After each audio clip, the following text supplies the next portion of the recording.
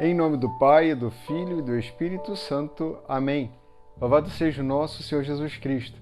Queridos irmãos e irmãs, temos a alegria hoje de celebrarmos a Assunção da Virgem Maria. Temos a alegria porque na Assunção da Virgem Maria reconhecemos a partir dela o nosso Salvador. Maria é importante porque nos trouxe Jesus como nosso Salvador. Ela disse sim ao projeto de Deus e assim, a partir do seu sim, as maravilhas da salvação chegaram até nós.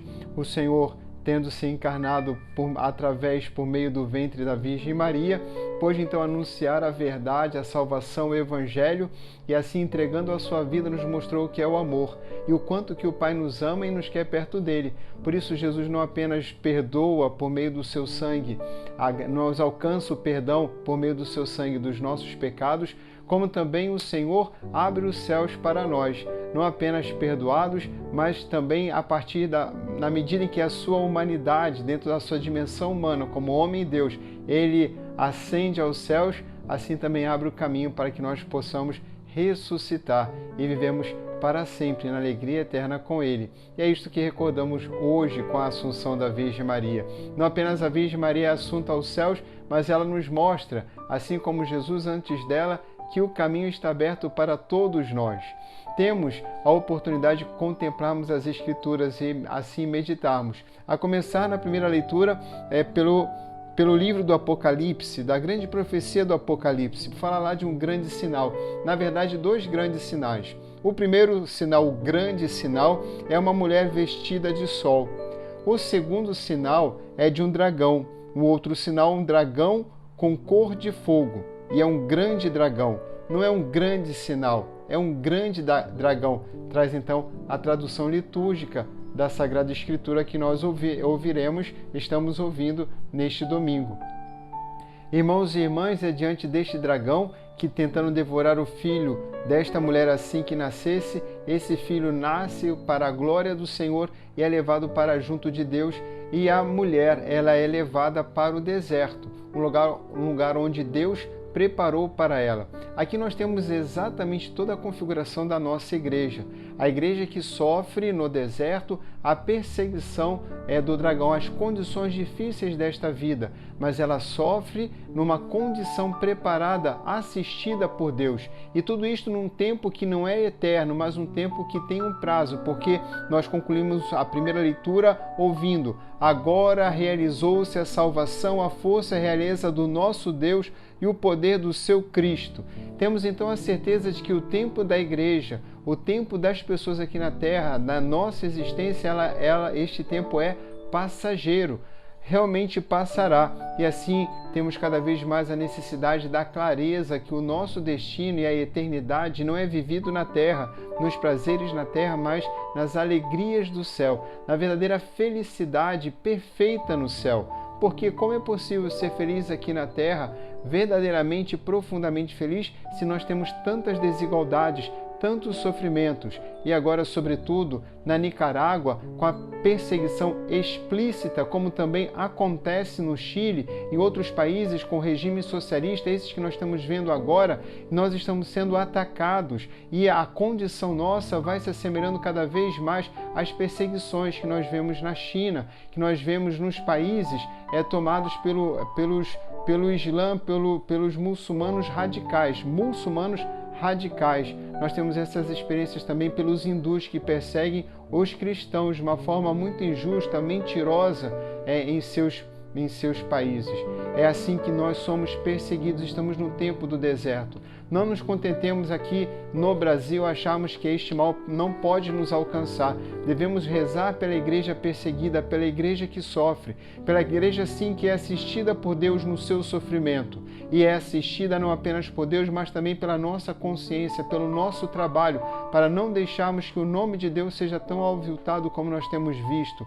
Por meio, sobretudo, das imagens, nós não adoramos imagens, mas elas representam, elas nos apontam a verdade, a eternidade, a verdade que neste mundo não existe felicidade plena, como alguns regimes totalitários procuram fazer, como também toda a promessa do consumismo de uma felicidade contínua, como drogas, também faz a promessa. E a nossa promessa não vem do mundo, não vem de um sistema econômico, não vem de um sistema totalitário, não vem da distribuição igual da pobreza, não vem da possibilidade do consumo. Não, a nossa felicidade não vem de nenhum sistema econômico e político. A nossa felicidade no mundo e respeitando a liberdade religiosa nos vem por meio de Deus, de um coração puro, de corações que sabem amar, do Pai Nosso que Deus nos deu e deu a todos, e aqueles que receberam mais distribuir àqueles que têm menos.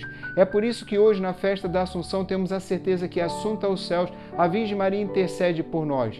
Queremos sim que a Virgem Maria venha nos visitar, como ela no Evangelho visitou Santa Isabel. E visitando Santa Isabel, deu a Santa Isabel uma idosa, uma anciã, que era então tida como estéril, sendo estéril, concebeu segundo a graça de Deus, gerando o grande profeta que antecederia o nosso Salvador Jesus, São João Batista. E assim Isabel ficou cheio de graça ao ouvir a Virgem Maria. E a primeira pessoa que Isabel, cheia do Espírito Santo, pôde bendizer, pôde reconhecer a grandeza de Deus, não foi o seu filho, nosso Salvador Jesus, mas foi a própria Virgem Maria. É Santa Isabel que vai dizer: bendita és tu entre as mulheres e bendito é o fruto do teu ventre. Primeiro ela bendiz aquela que acreditou, aquela que disse sim para que o nosso Salvador viesse. É assim que na continuidade do Evangelho de hoje ouvimos a Virgem Maria dizer no grande e belo hino do Magnífica. Ela vai dizer: doravante as gerações me chamarão bem-aventurada, porque o Senhor, o Todo-Poderoso, fez grandes coisas em meu favor.